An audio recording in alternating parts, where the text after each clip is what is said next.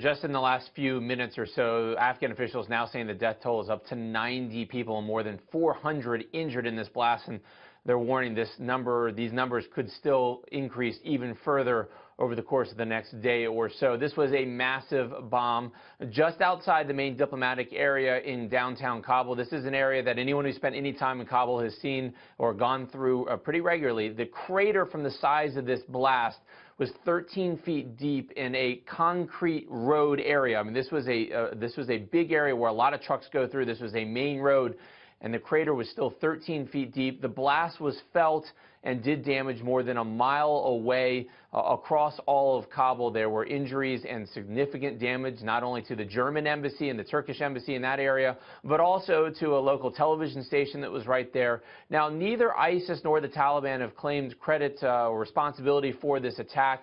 The Taliban actually have even condemned it, saying that there was civilians in the area, but ISAF and international officials are looking at both of those groups because they've carried out this type of attack previously in Kabul and really across the country.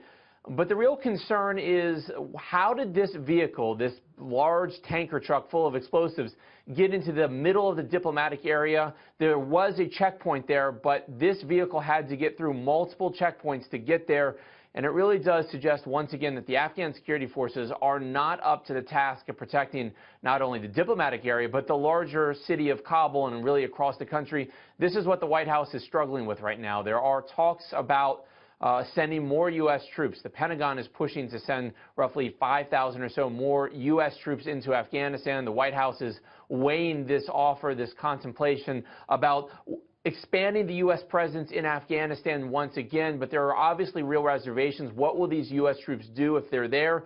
And what type of impact would they have on the battlefield against the Taliban in the first place? And would we see a significant increase in U.S. casualties there if the U.S. and the Pentagon do send additional troops there? That's the real concern. Today's attack only makes that distinction and that decision much more difficult about whether or not the U.S. should intervene even further into Afghanistan, Heather. Conor Powell live for us. Thank you, Conor.